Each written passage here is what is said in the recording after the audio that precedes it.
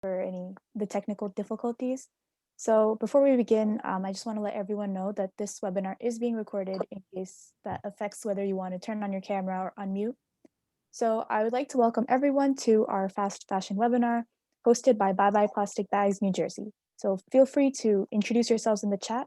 And throughout the webinar, if you have any questions, feel free to type them in the chat and we will answer them during the Q&A session. So we'll first start off with our introductions. Okay, so I can go first. So hi everyone. I'm Anisha and I'm the co-events coordinator alongside Amy for Bye Bye Plastic Bags New Jersey. And basically I always knew that like helping the environment was beneficial, but I really became passionate about environmental activism my sophomore year in high school when my cousins inspired me to create change. And so ever since then, I've been a part of Bye Bye Plastic Bags New Jersey. And through this organization, I've gotten to experience how we humans interact with our environment, and how imperative it is that we keep nature in mind when we're making decisions. And I'll be one of your presenters today. Okay, thank you so much, Anisha, for your introduction. And now it's time for me to introduce myself. So my name is Amy, and I'm the events team co-coordinator alongside Anisha, and I'm so excited to welcome everyone here today. I've been a part of Bye Bye Plastic Bags New Jersey for a couple of years now, and ever since then, I've been working on not only educating others about environmentalism, but also working on becoming more sustainable myself. Okay, I can go next. Hi everyone, my name is Shweta and I am the secretary of the events team. And as a part of Bye Bye Plastic Bags New Jersey, I am so excited to help the environment and spread awareness about different environmental issues and the impact that our actions have on our earth. Hello everyone, my name is Purva. I am the team leader at Bye Bye Plastic Bags New Jersey, and I'm super excited for today's fast fashion webinar. I really got inspired to start this initiative when I watched the TED Talk of Malati and Isabel, the founders in Bali, and I was like, we can make change here in New Jersey too. And so since then, we've been able to pass legislation that helps New Jersey ban single-use plastics, and since then, we've been continuing to educate people about plastics and intersectional issues. So this is part of that series, and we're really excited for you guys to listen in, and thank you for joining.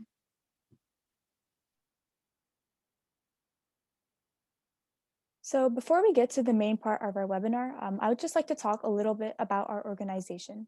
Bye Bye Plastic Bags was first started in Bali, Indonesia by two young changemakers by the names of Melody and Isabel. They wanted to advocate for and ban plastics in their area, and this has grown into a global movement of youth saying no to plastic bags.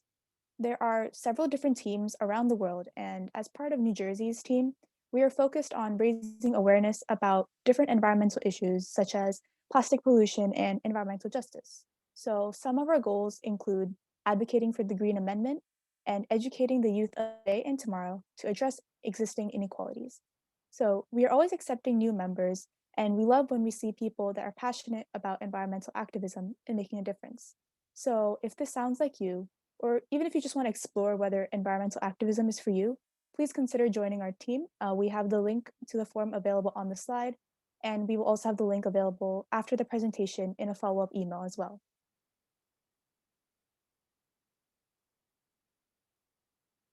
So just to recap, our mission at Bye Bye Plastic Bags New Jersey is to foster a better awareness about the impacts of plastic pollution and other environmental issues, and to inspire and motivate youth and the New Jersey community to take action on these environmental issues.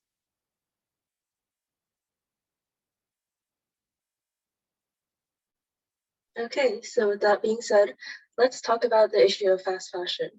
So first of all, what is fast fashion exactly? Next slide, please. So fast fashion constitutes clothing designs that move quickly from the catwalk to stores, meeting new trends as soon as they come out.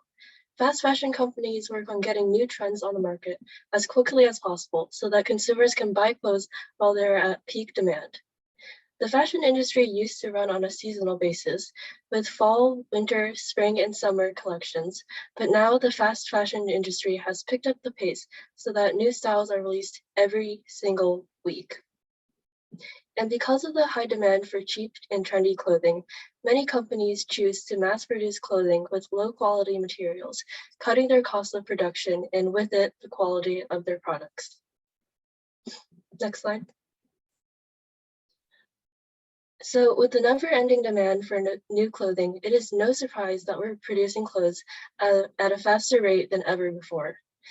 On the global scale, we produce and purchase over 80 billion pieces of new clothing each year, and this is 400% more than 2 decades ago.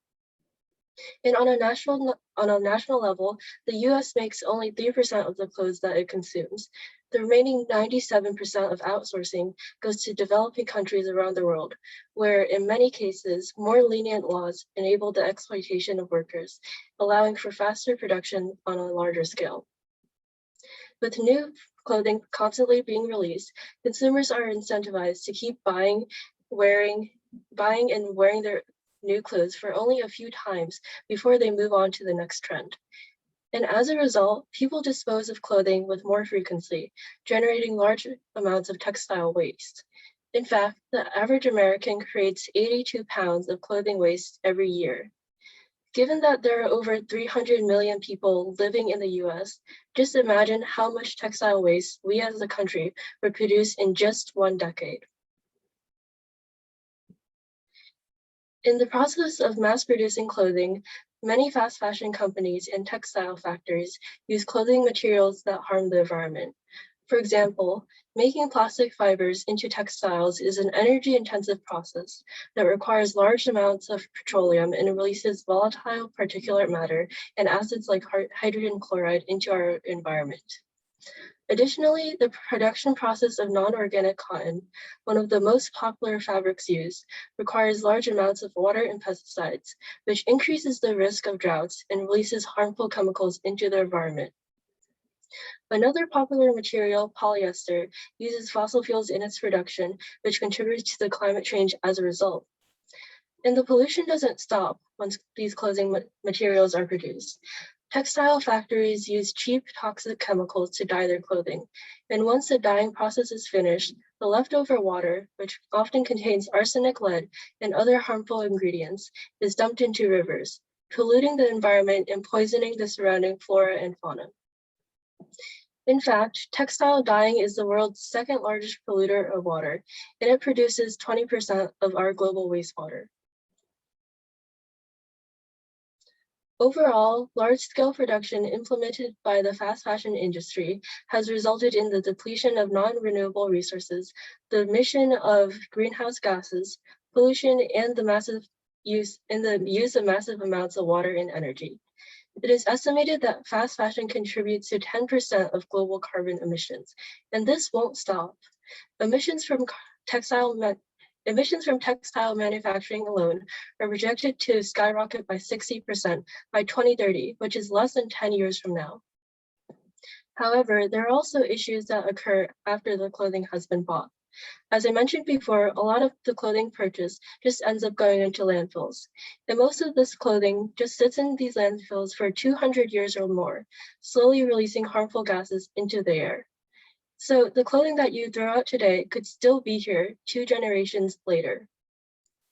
The reason why many of these clothes remain is that they're made up of non-biodegradable synthetic fibers, such as polyester, nylon, and acrylic, which break down really, really slowly. It is clear that clothes are being produced at a much faster rate than they're breaking down. So unless we work to reduce clothing production, over time, used clothes will just keep piling up higher and higher in landfills. Okay, so now you may be wondering how exactly does fashion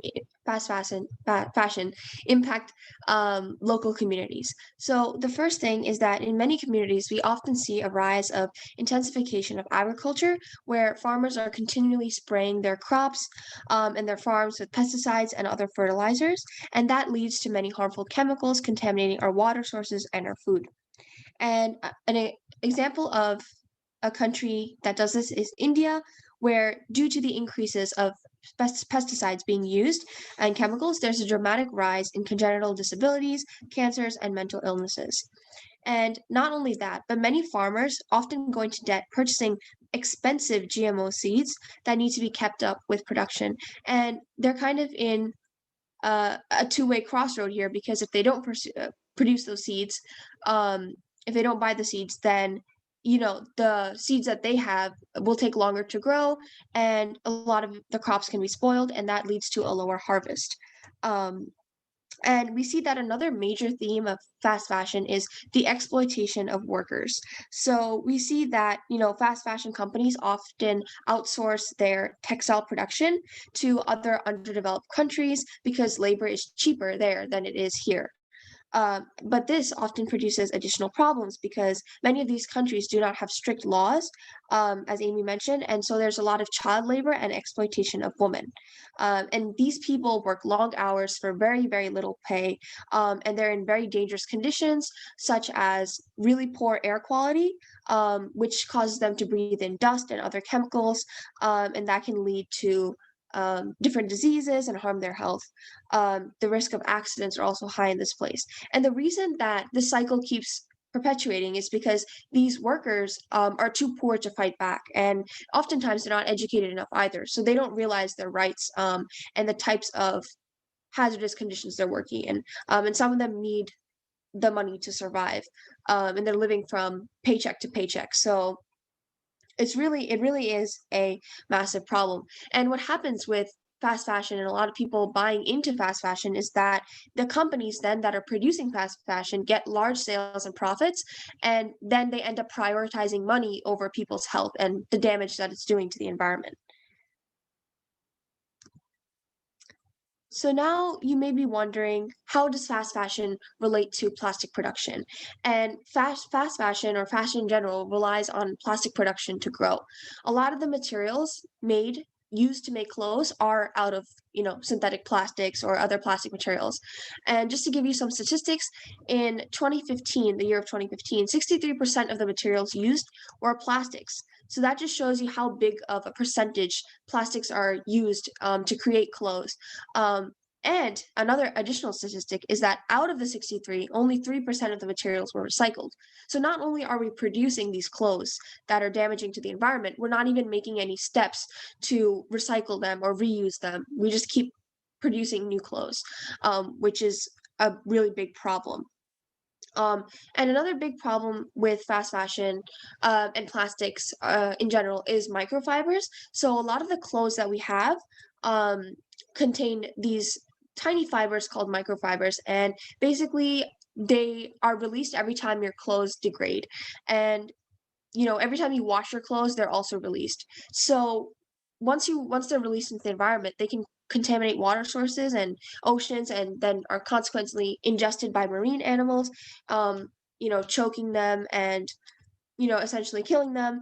And they can also be found in soil, which then go to the crops, and so we actually end up ingesting the microfibers.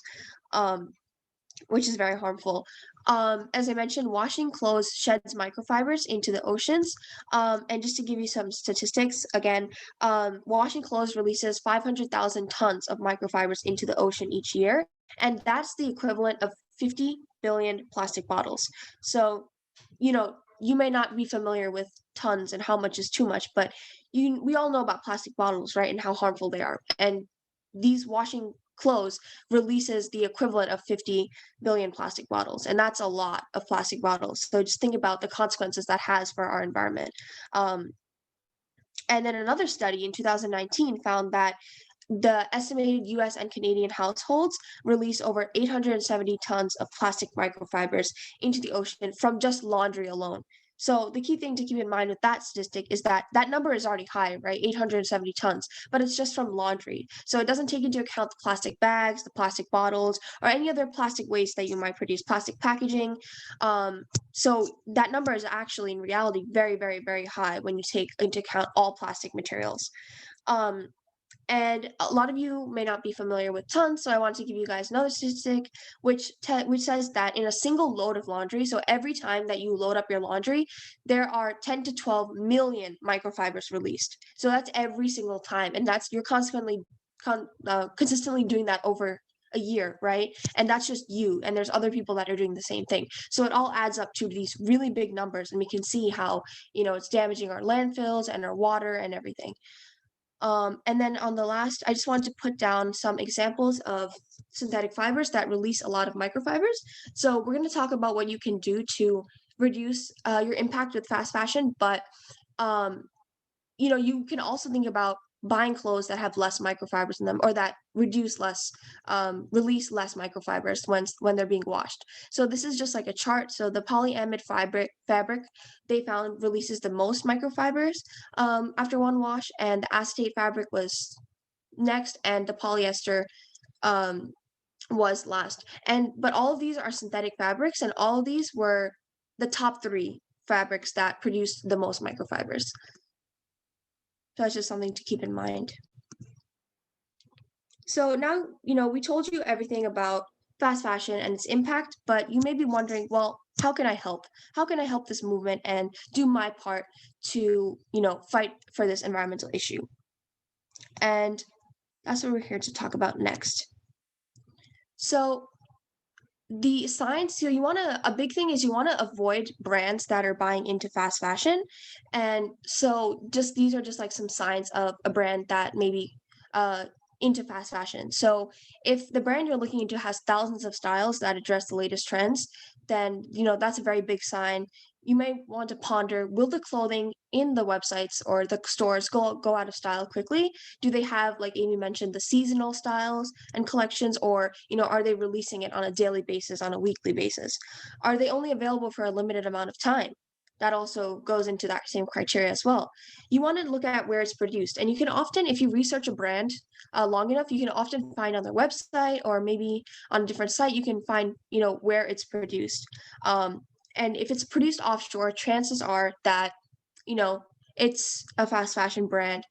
Or if it's producing offshore in a lot of different countries, then you can be sure that it is um, fast fashion. And if it's not fast fashion, at least you can be sure that it's exploiting workers in underdeveloped countries, which we also kind of want to avoid. Take a look at the material. Is it cheap? Is it low quality? Because that's the big thing about fast fashion, right? The reason that it's in style right now is because the material is quick. They want to form quick materials. So the material consequently is going to be in low quality and usually cheap. And so just some examples, which you guys might love these brands, but just be aware that these are brands that are using fast fashion as a technique, and it's H&M, Forever 21, Zara, Nike, Urban Outfitters, and you can see that these are very popular brands. So oh, sorry about that. You can see that these are very popular brands. So when a lot of people are buying into this, it creates this massive cycle for waste. Okay, so now I wanted to kind of talk about what you can do individually to advocate against fast fashion. So one would be to buy from more sustainable brands, and brands that tend to sell organic clothing that can degrade or biodegrade more efficiently than non-organic materials. In terms of sustainable brands, you also want to keep in mind it's not just enough that's like you can take the first step, right? And change your clothing choices and your clothing stores to include stores that are more sustainable. But with that, you don't want to just keep buying tons and tons of clothes from sustainable clothing brands, because you're still kind of contributing to the issue, right? If you have all these clothes that you're not using that often or to the fullest. So you want to buy from them, but you also want to make sure that you're not buying too often and you're only buying what you need. And you're buying high quality clothing, because if it's high quality clothing, chances are that, it's not going to emit as much microfibers or as many materials as something that's cheap might when you wash it in the washing machine or, throw it out. And you want to change articles that you own to fit current trends. This is a big one. We often see on social media and whatnot, like all these people wearing these outfits that are different and these latest trends. And it can be very appealing to kind of buy into that and be like, oh, I want to try that trend as well.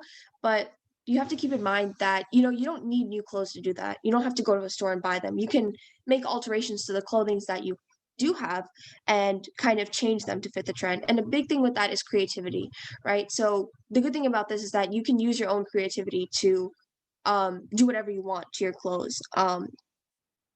And through that, you can make alterations through dyeing your clothes, you can cut them, or you can use other techniques, whatever you want. And it's just like a really nice, creative, sustainable way um, for you to own clothes.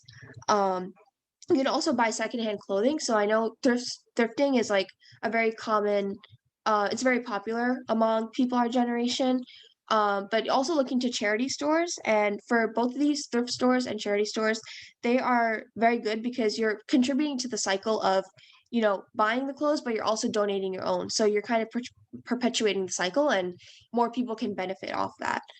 Um, like I mentioned, you want to look for recyclable materials or organic materials because it's better, if somebody else can reuse the materials that you have to create new clothes for someone else rather than, just having it fill up in a landfill. Um, and organic materials, they biodegrade faster than, plastic and other sort. So some examples of recyclable materials are nylon, polyester, and wool.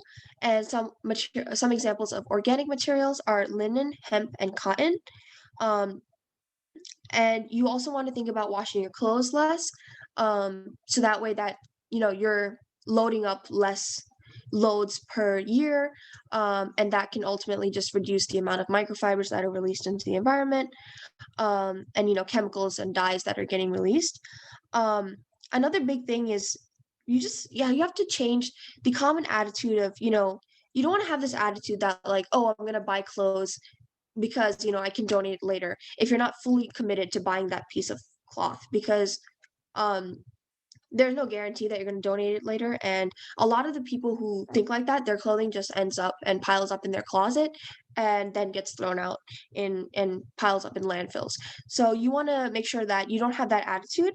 And the big thing is that, remember that a lot of things can become trends, but trends go out of style, right, really quickly. So just because it's a trend, does not mean you should do it, and does not mean that it's good for the environment. So you have to think about, which one do you want to prioritize? Do you want to prioritize a trend, or do you want to prioritize the environment? And the last thing is collective action. So what can you do as part of a group? What can you do as part of an environmental organization? What can you do in terms of policy? So the first thing is, you want to try to lobby for washing machine filters, because there's no washing machines that are currently on sale that have that technology. And if you lobby, we want to make sure that as many washing machines can contain these filters, so they can filter out the microfibers, and so they don't end up in the ocean, and whatnot, and have these adverse consequences. You also want to make sure that you hold fast fashion companies accountable to produce textiles that don't shed microfibers or contain toxins, because these companies, they know that they're not doing what's best for the environment. They know that, but they're prioritizing the money, and the money that you give them. So you're spending your money, and it's where you place your money that shows what you believe in. So that's the saying, vote with your dollar. So you want to make sure that you support local brands. You want to support brands that are sustainable, and not fall into these popular brands that are using fast fashion. um and you can always like write to them, and do like legislative aspects that way, which is like not saying that they'll read your email and whatnot, but it's just like a nice thing to take a stand. I wanted to also give some examples of companies that are sustainable. So there's Pact, I believe. Um, and like if you look on like Google and you just search like sustainable companies, you can find like a lot of companies that are working with just like organic materials, or are reusing materials, or are even just like using like sustainable materials, which I'm sure Jen will mention later on.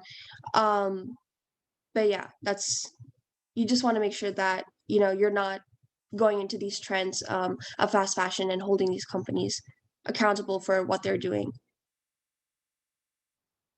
All right, so next we would like to move on to our fast fashion contest. And just to inform everyone, alongside this webinar, we held a fast fashion contest in which the goal of the competition was to create a fast fashion related work of art, accessory, or outfit that helps discourage fast fashion in an era where rapid clothing production takes precedence. So participants used primarily reused and recyclable materials to create their submissions. The events team would like to thank everyone who participated in this contest, and your submissions are all greatly appreciated, and we were impressed by all of the submissions. And after showing each of the submissions, we are going to put out a voting form on social media, which everyone can use to vote on the outfit or accessory that they like the best. And using these results, we will be announcing the winner a little later. So next slide, please. So we have 3 submissions in the outfit category. Our first submission features a dress made from upcycled plastic bags, plastic labels from old bottles, and scrap fabric. And the goal of this submission was to take something that was going to end up in landfills and turn it into something new. Our next submission is also a dress made from recycled plastic bags, and it features a painting of a cherry blossom tree and a painting of a city full of pollution and garbage. And this symbolizes our choice as humankind to either make the world a greener place or live in a world full of pollution. So next we have a denim jacket that was created using parts of 4 different thrifted jeans. And now moving on to the accessories category, first we have a charm bracelet that was created using old earrings that were missing a pair, a stretched out hair tie, and a small chain. Our next submission in the accessories category is a Santa hat that was made out of unused cotton balls, an old red t-shirt, cardboard tape, and toilet paper rolls.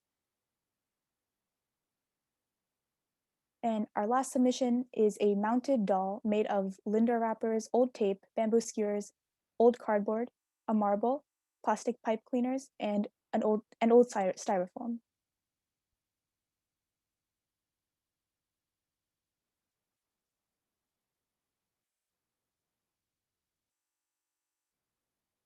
Anisha, I don't think you shared your audio.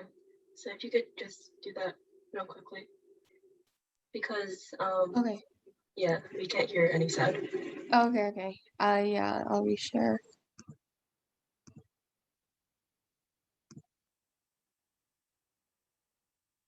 Okay, so this is Janice the You guys gymnast. can hear, right? I initially made it Yeah. as a doll, but I realized that it's a bit too top heavy because its head is a marble.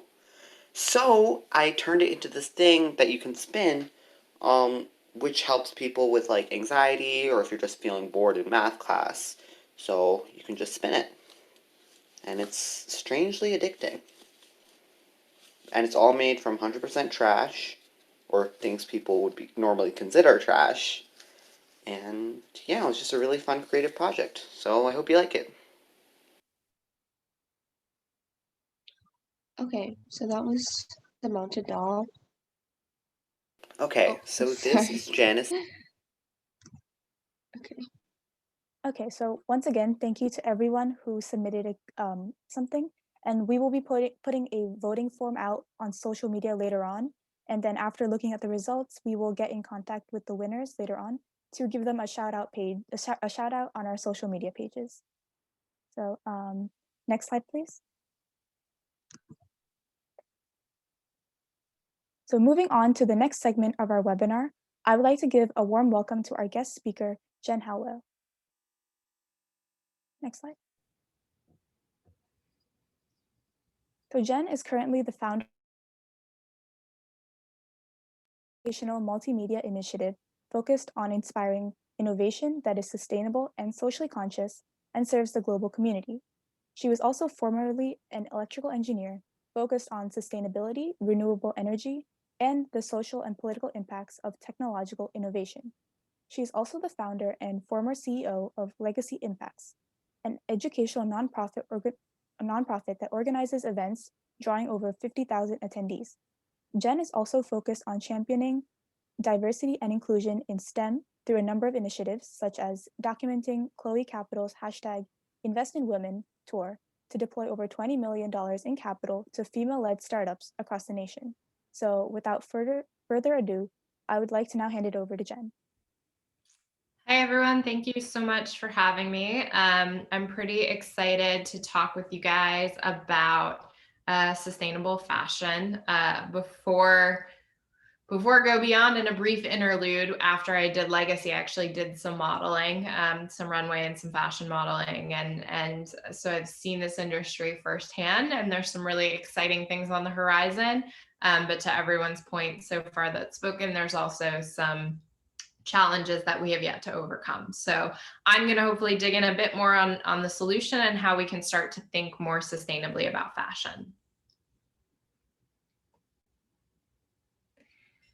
So things that you want to look for when you're looking at materials or you're looking at a brand to see if you want to buy their fashion is something called carbon neutral or carbon negative. So carbon neutral means that as much carbon as we're using to produce this clothing, we are capturing that much carbon. And the ways that we can do that is through planting trees, composting, recyclable packaging. If you want to take it a step further, the way to do that is to be what's called carbon negative, which means that we actually reduce carbon consumption more than we're using as an individual company. And you can do that through carbon credits, or investing in renewable energies or other forms that offset carbon in large scales. This was touched on earlier, but one of the things you want to look for is non-toxic organic materials like bamboo, cotton, hemp, linen. They will last really long and they will break down faster. So you're going to get the clothes for longer because it's usually higher source, higher quality materials, and they're not going to last as long in a landfill. So it's a double win. The other thing that's really linked to sustainability is ethical trading and fair wages, right? So something to look for is a B Corp. A lot of times there will have a fair trade logo, but sustainability is very much linked to protecting our planet so we can inhabit it, right? Like if we have catastrophic climate change, our Earth will survive. We just won't survive on planet Earth, right? And so really what sustainability is all about is making sure that we survive on planet Earth and that we treat each other fairly and equitably. And so a large portion of that is making sure that in the fashion community, we're trading goods and wares back and forth in a fair way, and we're trading at a fair market value. Next slide.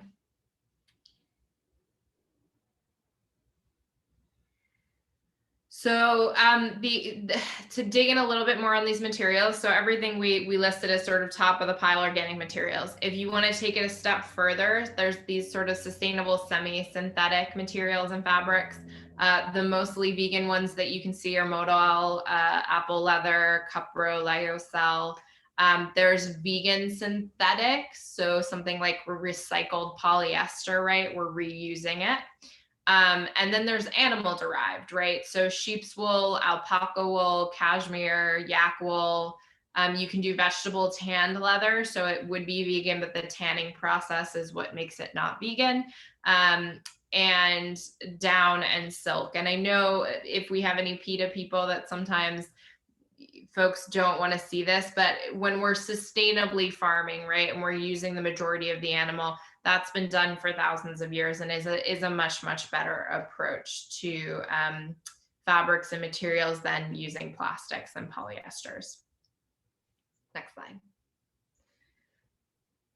So standards, right? It's sort of important. Everybody can be in their own little corner of the planet talking about sustainability, but how do we make global impact, right? So the Global Organic Textile Standards, GOTS, has a clearly defined set of criteria that's transparent, and they're focused on the ecological, social, and supply chain considerations, right? Because even if you make the most sustainable bamboo shirts ever, if they're produced in the middle of nowhere, Japan, a lot of carbon utilization, that may not be the most sustainable approach, right? So we have to look at all of these factors, and that website is a great resource to kind of standardize it and say, well, here's what our baseline should be that we're aiming for as brands.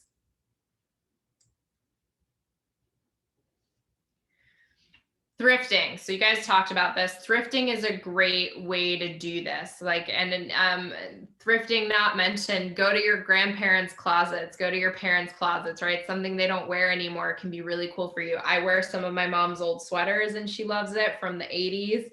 And then the 80s came back in fashion and I kind of rode that wave for a little bit. I still have my grandmother's fur coat, right? And I know, again, PETA, but like that fur coat has lasted me more than half a decade in New York City in very snowy, cold weather. So sometimes, you know, if it's already been produced, it's the best thing that you can use for the planet rather than having to make something new. And there is a saying, they don't make things like they used to, and it's a bit true, right? So back in the day, even like 100, 200 years ago, you would only have a handful of articles of clothing, right? And they would be handmade and they would be very delicately sewn and they would be thick and have very good quality because they were supposed to last you for a much longer period of time. And so a lot of those old textiles can last for years and years and be really great. Some cool places to look for thrifting, ThredUp, Poshmark, eBay, Goodwill, helps a lot of people who are in need in addition to thrifting. The Real is a good one. And then you can always look on these apps, right? Nextdoor app, Facebook Marketplace, to see what your neighbors are offloading. And maybe they're trying to get rid of some clothing that doesn't fit them anymore, or they've outgrown in some way. And so that's a great place to pick up additional items for your wardrobe without impacting the planet more. So some sustainable brands to touch on. People Tree is really cool because it's PETA vegan approved, and it's also a World Fair Trade Organization fair trade guarantee. So you know that the artisans who've made these products were paid a fair wage for it. I don't know whether you pronounce this Kotin or Kotin, Kotn. What's cool about them is that in addition to just normal clothing, they have a lot of home decor stuff, because I think it's really important for us to remember that textiles, right, aren't just clothes. There's a lot of textiles we use in our everyday lives, our couches, our chairs, our rugs, our curtains, our shower curtains, our towels. And it's important that those be sustainably sourced as well, particularly because a lot of them will use for a lot longer, right? Like my comforter has definitely outlasted my jeans, right? And so making sure that you're being conscious about those purchases and not just clothing, I think is super important when thinking about sustainable brands. And then Pact is another really great one. They donate a portion of their sales to nonprofits every quarter. Some of the nonprofits they've worked with in the past are Whole Planet Foundation, Good Textiles Foundation. So not only are they fulfilling the sustainable mission, but they are going above and beyond to give back to communities that are helping sustainable brands develop. Celebrities endorsing sustainable fashion, because you know when celebrities do it, everybody else starts to pay a little more attention. But Emma Watson is a UN ambassador. She is notorious for making sure her red carpet attire is sustainable, reused, reduced, reused, recycled. Jessica Alba has Honest Co, right, which is really focused on sustainable products, particularly cleaning products and baby products. Rosario Dawson has been a fair trade advocate, and Gwyneth Paltrow has Goop, which is her brand to elevate health and wellness and sustainability. And then Miranda Kerr actually has Cora Organics, and it's a beauty brand. And I think that that's another area to think about, right? When you're thinking about sustainable fashion, we go through makeup very, very, very fast in society. And you have to replace makeup, right? Like it's not a good idea to wear your makeup for 3-4 years, right? It breaks down. It wouldn't be good for your skin. So how can we think about making something that has to have a short lifespan, be more organic and be more sustainable and be better for the planet? That's something Cora Organics is doing that I think is really cool.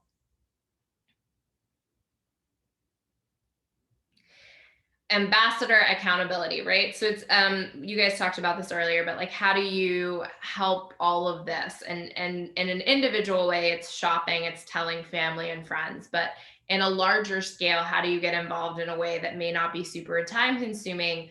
A lot of these brands now have ambassadors programs. So Happy Earth is one of these companies. They're a zero waste company. And beyond clothes, what I love is they also have a lot of products as well. So I did a screen grab there, but they have mugs, they have bamboo toothbrushes. So things that you would normally be throwing out, right? Your toothbrush has a lot of plastic in it, most of you. If you've gotten your toothbrush from your dentist or you're getting it at your local CVS, Rite Aid, pharmacy, it's probably made of plastic, and you're throwing that out every 3 to 6 months, and it's going to take hundreds and hundreds of years to break down. Versus if you have this awesome bamboo toothbrush, that's not the case. And so again, I think it's really important to think about textiles more broadly as what we use and not just as clothes when we're thinking about sustainable fashion. But what's really cool about Happy Earth is they have this ambassador program. So you can sign up to become an ambassador. They have monthly challenges. You can share stuff on social to help more and more people find out about sustainability and normalize it. And they also have really cool programs to set sustainability goals and then measure them. So you may want to start to track, like, what is your carbon footprint and how are you impacting the environment in your consumption, and set a goal for that and see if you can achieve it. And then maybe set goals with your friends or in pods or as a family. And it's a cool way to scale that accountability without a ton of extra effort.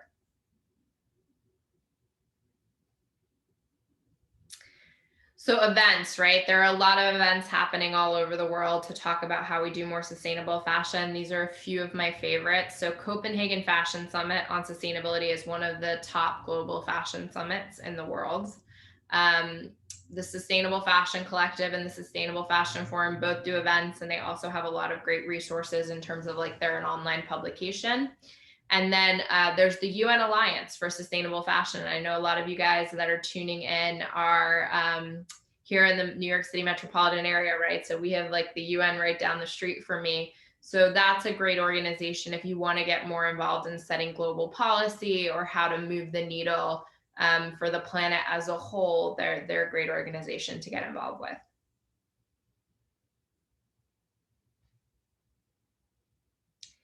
And then some additional resources. These are publications now. Redress Raleigh used to be a fashion show, and then the founders sort of all went in different directions, but thankfully they maintain it as a publication that highlights a lot of sustainable fashion designers and, like, local mom and pop sustainable fashion designers too, which is great. Remake.world is another great pub that has lots of resources on how to build a more sustainable world. And Fashion for Good is another great one. So deeper considerations. I don't think we can talk about sustainability without talking about cultural impacts, right? And again, this comes back to this concept of, well, why are we preserving the planet? We aren't just preserving it to preserve it, right? Again, like, we could burn everything to the ground and we'll look like Mars, or we would be like the moon, and it wouldn't really matter. The planet would still exist, but we wouldn't exist, right? So really, sustainability is about protecting humanity.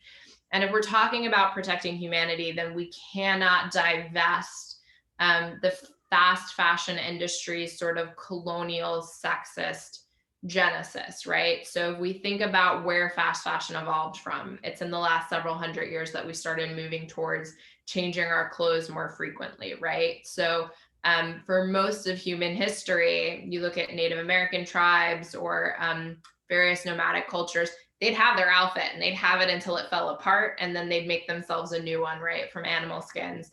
It was sort of the advent of colonialization and industrialization where we started to really focus on changing fashion styles and really keeping up with the Joneses, right? Because prior to that, it was like kings and queens and princesses that would wear different garments when they were entertaining people in different regions is where it initially evolved into, right? So if Cleopatra went to Rome, she had a different outfit than what she would wear in Egypt as, like, respect to those local communities.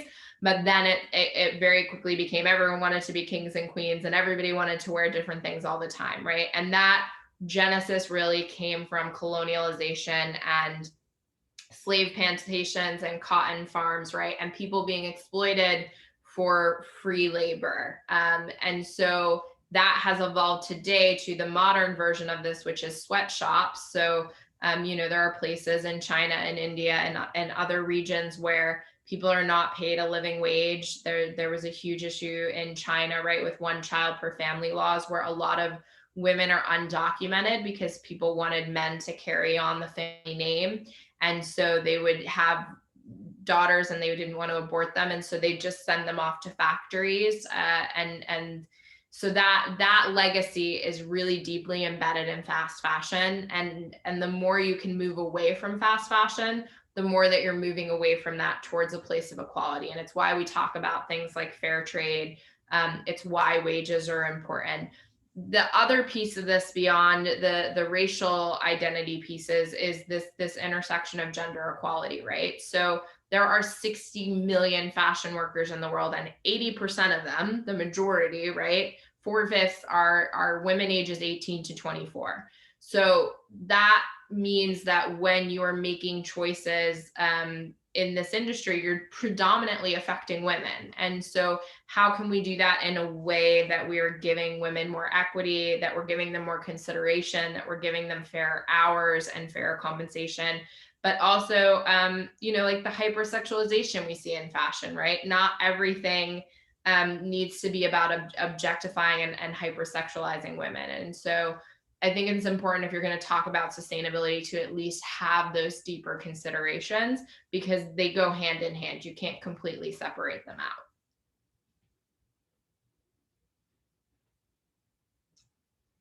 So yeah, now it's open for questions or comments or anything that you guys want to chat about. Yeah, feel free to put your questions in the chat or in mute. I just want to give Jen a big thank you for your presentation. I know it was really insightful and informative for me. And I especially appreciated your inclusion of the deeper consideration and really talking about the intersectionality, because I think that's so important right now, to really recognize and consider how many things connect with this issue of fast fashion. I think you put it so well when you talked about, preserving the planet isn't just about preserving the planet, it's about preserving life on this planet. It's about preserving humanity and saving people's lives. So I think it's really important that we consider these things like race and colonialism as part of our narrative. So thank you so much, and I really appreciate that. Yeah, So, thank you guys so much for having me. I really love what you guys are trying to do with Bye Bye Plastic. I think in New York, they just banned plastic. Like, we're at a point now where we're not allowed to have plastic bags in New York. I get to use my canvas tote everywhere. that's amazing. Yeah, I know in New Jersey, there was a bill passed in November. So 2 years from then, there's going to be like a permanent ban across New Jersey for certain size businesses and larger. That's awesome.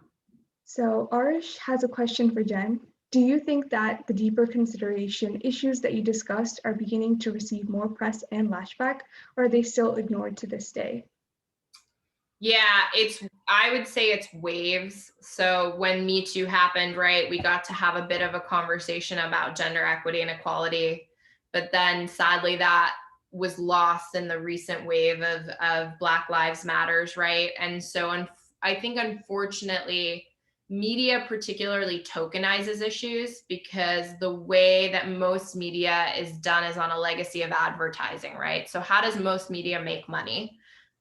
Or even how does social media make money? It's through advertising. They have to get eyeballs on something. Somebody has to buy something.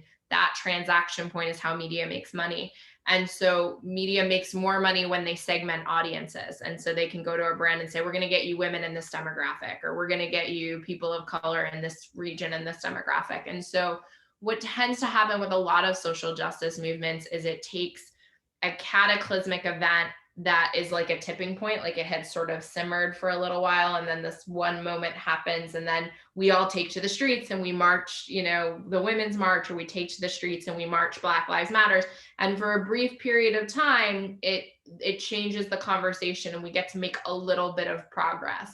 But I wouldn't say that any of these have shattered the glass ceiling wide open, right? Or thoroughly paved the way for racial justice. And so it's really up, I hate saying it's up to your generation, because my parents are still saying it's up to my generation, and you never want to pass the buck without feeling like you've done enough. But it is really up to those of us who are now able to make change to keep trying to push the rock up the hill. And hopefully it's not Sisyphusian and it doesn't come right back down, but we can create it in lasting change. I mean, I think the other considerations here, right, are we have 8 billion people on this planet, right? It's the largest number of people in human history. So we're doing some things well, right? If we hadn't done some things well, we wouldn't have gotten to this point as a planet. It comes with very steep costs, right? Like being able to keep 8 billion people, and that's an expanding number, right? Because we're all having kids. And if you're having more than 2 kids per family, then you're helping population growth. How do we do that in a way that works for everybody is something we haven't quite figured out, right? And so we have a lot of these frameworks, and we hope that we can keep pushing them so that they're more mainstream in adoption. But I caution you to think that we're just riding a wave, right? And that progress just always progresses. It doesn't, right? It can be more like a cha-cha where it's like 2 steps forward, 1 step back, 2 steps forward, 1 step back. And so it's important that you keep marching on and pushing for it and educating people around you and holding yourself and everyone you love accountable. Thank you so much for that response. I think it was so well said, and I'm really blown away by your words. I think it's really inspiring. So the next question we have is, why do you believe that it's important that engineering and innovation be sustainable and socially conscious? Yeah, I mean, it's really self-preservationist, right? So where I started on this journey was I thought I was just going to save the planet from climate change, which is really, again, a self-preservationist desire, right? Again, I want to save the planet for me and for my friends and for the people that I love and to live on. But I went into engineering and just realized how few women engineers and people of color were in the engineering field. And so what happens is you have a very, very small subset of the population that is designing tools that 8 billion people use, right? And you're not designing them in the best way if it's not diverse teams designing them. So it's, great examples of how this is manifested. Seatbelts were tested initially on dummies that were based on the white guys that designed them. Like they literally built models of themselves and little kids. And the challenge became that like lots of women didn't do well with seatbelts, right? Because we have boobs, we have curves, we have we're also different sized on average, right? And so when you don't do those pressure tests for people of different body types, people who are overweight, people who are underweight, none of those people benefited as well from seatbelts. It was much more catastrophic for a long period of time until car industry sort of took note of this and enough people died and were outraged, and they kept doing payouts that they kind of fixed those systems. But the goal of sustainability is not how do we break things in a really tragic or catastrophic way and then fix it. Like we don't want a bunch of Chernobyls, right? Because that is catastrophic to the planet. So the idea of true sustainable engineering is how do we design with diverse teams and ecosystems in mind ahead of time so we can assess what potential risks are out there, and we can build a system that even if it breaks, and because everything breaks, it's not going to break in such a catastrophic way. That's a really insightful response. I know as me, as a young woman that wants to pursue engineering, that's really inspiring to know that, we should be, and in fact are encouraged to consider how sustainability and recognizing social issues can play a role in technology, innovation, and engineering. So thank you so much. So another question that I had, kind of stemming from your discussion of, how young people are really important to this fight, this movement for creating change, because we should be recognizing that there's been a lot of steps taken to make progress, but also that so much more remains to be done to break those glass ceilings and to really make society more equitable and sustainable. So how do you think that young people can be a part of this movement, get involved and connected with adult allies, and take a stand against these larger industries such as the fast fashion industry and sustainability challenges as a whole during the 21st century? Yeah, so you guys are really lucky in a sense in that like the world is so globally interconnected right now, right? We were talking about this earlier, but you can hop on a Zoom call now with people all over the world. I just did a blockchain speaker series, and we had people on all 6 continents. I was actually kind of surprised nobody called in from Antarctica, but I get it. But so, what I would encourage you guys to do is, it used to be everyone say like start local, plan local, and then, think global. But I think you can do both simultaneously. I think you can be working with your local initiatives while you're working with the global ones. And it's important to do both. It's important to not just carve out impact in your social sphere, but as engineers, right? Like an engineer is all about efficiency. I'm trying to scale, Peter Thiel's 0 to 1. I'm trying to scale something that can help billions and billions of people. That is what an engineer does. So I think it's important that you, whether it's the UN's initiatives on sustainable fashion, or it's Copenhagen Summit, or it's Davos, or these global initiatives that are really trying to make change, I think it's important to get involved with those. And then it's important to hold these brands accountable, right? Like someone like Adidas, Nike, Reebok, all these companies, right? Like they do have a decent mission and they do exist, and you're not going to completely topple them overnight, right? So the idea may be that in some situations you can say, hey guys, like Adidas, you have this great mission about sports and empowering people. Can you shift away from fast fashion and get at a sustainable line? Can you focus more on women's empowerment rather than women's objectification in sports when you create sports advertising? And, social media is a great place to do that, but also relationships, right? I think in the day and age of social media, we sometimes forget that everything is still relationships, right? Like you can shout and no one will listen. But why people listen is you have those relationships where people care about what you're saying and they amplify it. And so what's great about this day and age is you could look up who leads Adidas, right? Like who are the leaders of Adidas? Who is responsible for the decisions that they're making? Are any of them talking about more, equitable diversity and inclusion, sustainability plays? And can you go reach out to them and say, I want to help. This needs to be something that we do. I think the more that you can think of it as the world is flat and there's no one you can't reach to talk to and help, and that you just have to ask them, how can I help you? How can I make change? The more impact you will continue to have. Definitely. I think those are really great words of advice, especially the fact that, we shouldn't be kind of seeing it as we have to take on these giant companies. It's more of like, how can we shift gears and really help them evaluate the situation and reconsider? So I think that was really, really great words of advice. So you are an electrical engineer turned story engineer. So I wanted to ask you, what does story engineering mean to you? And how do you think that sustainability might play a role in your vision for story engineering? Yeah, so I love this question. So story engineering, we kind of came up with because I had been an engineer and I was hesitant to let that go. You go through a lot of trials being an engineer, and it is a lot of hard work and a lot of late nights and a lot of breaking things till you figure out how to make them work. So that mindset of problem solving was something that I wanted to bring into the storytelling community. But I think also there should be this recognition that storytelling is probably one of our oldest tools, right? Like the ability to communicate with each other is such a fundamental tool and such a fundamental just way that we need to all understand the mechanics of it, right? And we don't. We can kind of take it for granted, right? You'll learn your alphabet, you'll learn how to speak in your languages, you'll learn what you should and shouldn't say, right? Or maybe some grammar, but we don't always talk about how do you tell a compelling story, right? How do you connect with your neighbor in a really empathic way? How do you use storytelling to make change and make impact? How can you use storytelling to cope or deal with something that's traumatic and process it? And so I think it's important that we start to have conversations that think about storytelling again as a tool, and that's where story engineering comes from.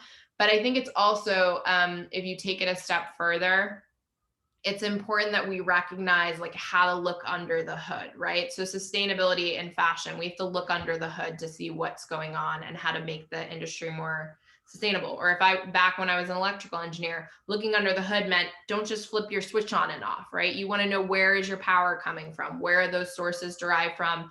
Are they contributing to coal and carbon utilization? By the way, maybe don't leave the light on all the time because it's not great for the planet. So like if you're not in a room, turn the light bulb off, right?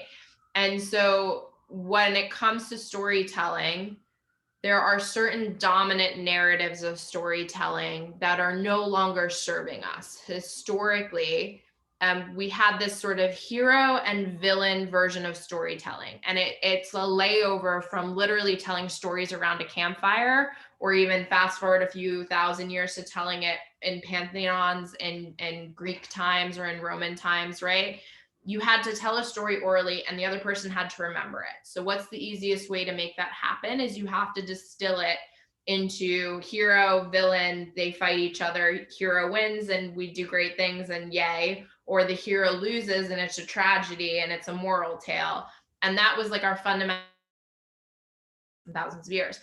And then in the 1600s, we got the printing press, and suddenly we could tell slightly more complicated stories. But if you remember in the early days of the printing press, it was very time consuming to print something and bind it. And so a lot of the stories we continue to tell were biblical, were folklore, and all of those stories were from these oral traditions that had this very specific paradigm that is an oversimplification of how the world works. And now, thanks to the advent of video and photo and digital, we can tell stories in much more complex ways, right? So we can understand that breakthroughs like Hidden Figures took a huge team of people to like put us out into space, right? Or breakthroughs in understanding fundamental physics, right? That the Hadron Collider takes thousands and thousands of scientists and people working together to make such a fundamental breakthrough. And so the ways we can use storytelling tools are changing, but also with that,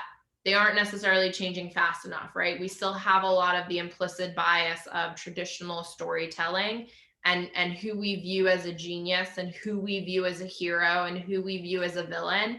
And those are the things that we have to pick apart a bit more now that we have these new storytelling paradigms. And it has to be a conscious choice, because if you look at social media again, right, like it's not fact checked. Disinformation can spread very, very quickly, which can be extremely harmful. A lot of these social networks were developed because they were financed by white dudes, right? So if you look at the voices of who has the most followers and who gets promoted the most and who gets the largest followings for innovation and technology and creativity, it can skew really biased, right? And so it's important that we understand the mechanics of how storytelling is rapidly evolving so that we can make sure that it is growing in a way that serves society as a whole. That was a really long answer, but it's, I've spent several years working on this. So I don't know yet how to distill it into a pithy 30-second thing. Absolutely. And I think that your response was really well said. And I think that it is so complex, this conversation of how can we tell stories in this era of where it's an opportunity where there's so many outlets that we can do so, but at the same time, there's so many challenges. And like you said, that implicit bias and those kinds of challenges can make the conversation a lot more nuanced. So I really appreciate your insight on that. And I think that storytelling is really important, making that connection with people on a personal level and really helping people and kind of guide them, in changing gears, changing direction, and really raising awareness about different issues on a deeper level.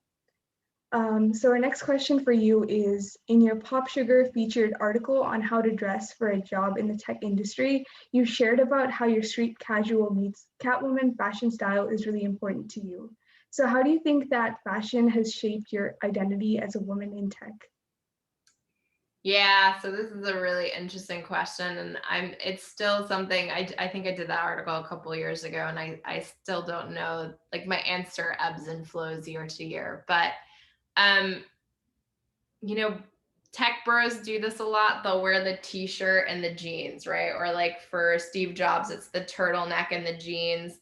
And Elizabeth Holmes got a lot of flack for this. How many of you guys know who Elizabeth Holmes is? Raise your hand. Okay, so Elizabeth Holmes is the story of a woman who wanted to change how healthcare was done.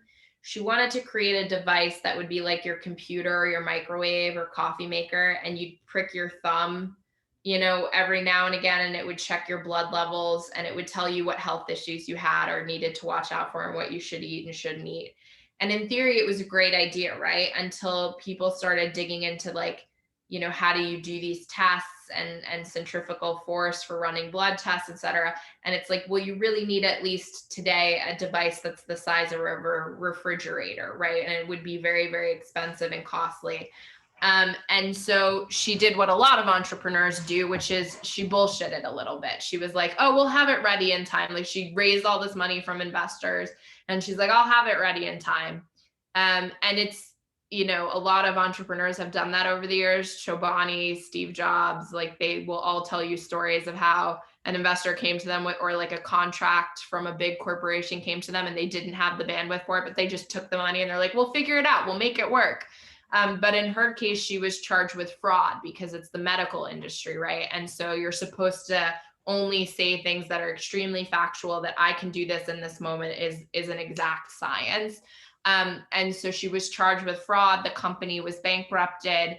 And I think a little bit of that, if I can be frank, is a scarlet letter. Still come after women when they mess up very differently than we come after men, which needs to change in society. But a lot of flack that she got was that she dressed like Steve Jobs, right? She would wear the black turtleneck and the t-shirt every day. And there's psychology behind this. There's psychology onefold of, you know, she's trying to fit into this paradigm, so it's more likely people will give her money. And there's the second psychology of, I don't have to think about what I'm wearing every day, so it's less decision-making power, so it's faster, so I use my brain less and I can just go out into the world. And so I've definitely at times in my career played with that, where it's like jeans and a t-shirt or a sweater, and it's like that's what I'm wearing every day for a lot of it. But particularly when you're going between investors and media appearances and all of those things, those worlds all have different paradigms of what I should or shouldn't be wearing, right? Like if I'm going on CNBC, probably I'm going to wear a suit. When we did our interviews for The Economist with the CEO of EXL, he's wearing a suit. If I'm not wearing a suit, it's going to look like a really awkward interview, right? And so, you know, I think we're still as a society figuring out what that looks like in terms of what clothes fit in what situations. But I would encourage you guys to break the rules a little bit, right? Like I always joke, my next red carpet, I'm just going to wear like a tux because you know, women, we have to wear these like fancy gowns and like you're freezing on the red carpet and you're in high heels and you're trying to not break your neck. And the guys get to just like breeze by in these like very comfortable, very warm tuxedos.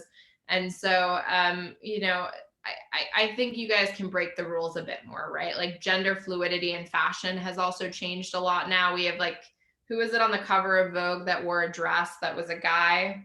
Do you guys know what I'm talking about? Yeah, it was Harry Styles. Yeah, so he's not, you know, I still listen to older music, but I think he's a musician, right? Or is he an actor? Who is he? He's a musician.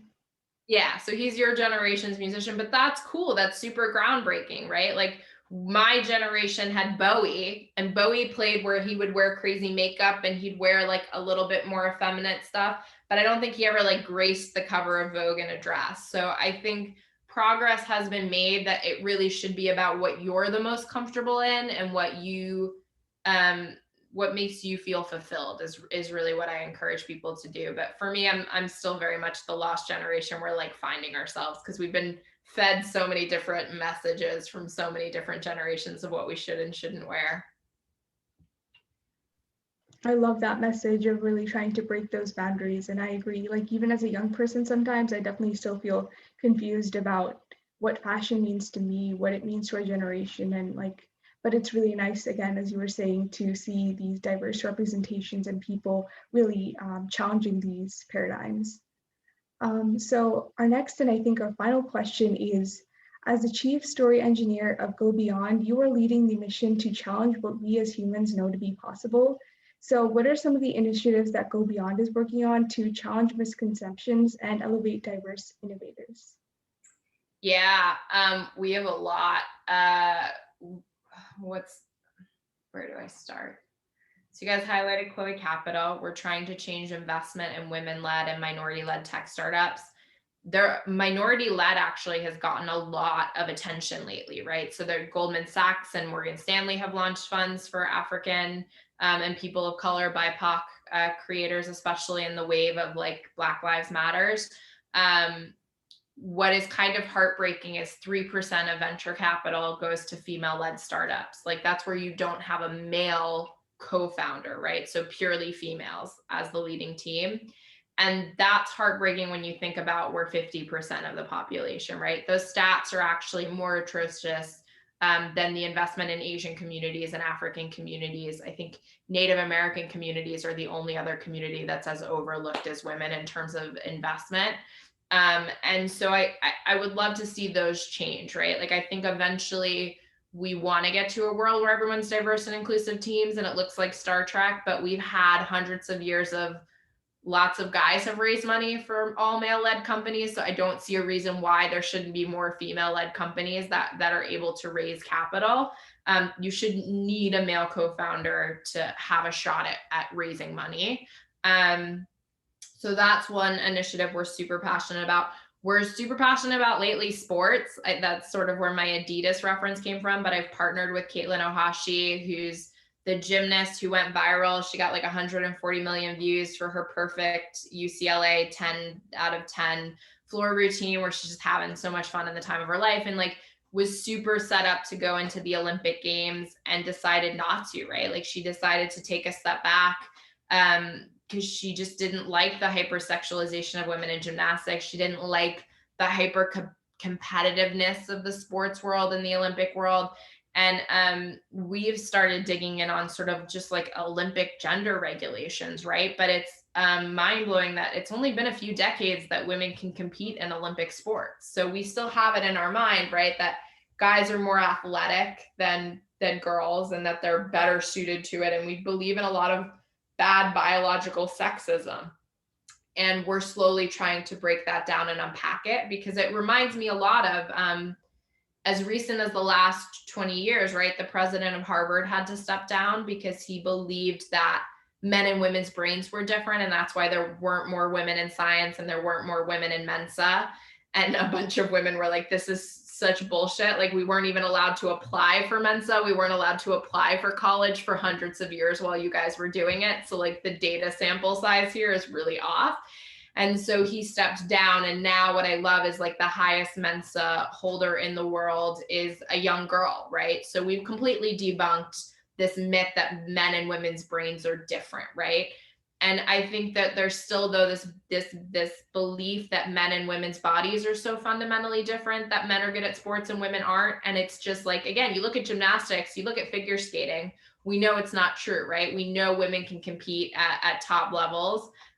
Where we see it more is in weightlifting. We see it more in track, right? We see it in tennis, but even in that situation, like women haven't been able to compete for very long, right? So Catherine Switzer, who tried to run the Boston Marathon, was attacked, was not allowed to compete. She like pretended to be a dude. She put a sweatshirt on and she ran it. And then just this past year, she ran it at 70 with the original number. Like they finally let her run it. And so she completed it at 70 years old with the same number.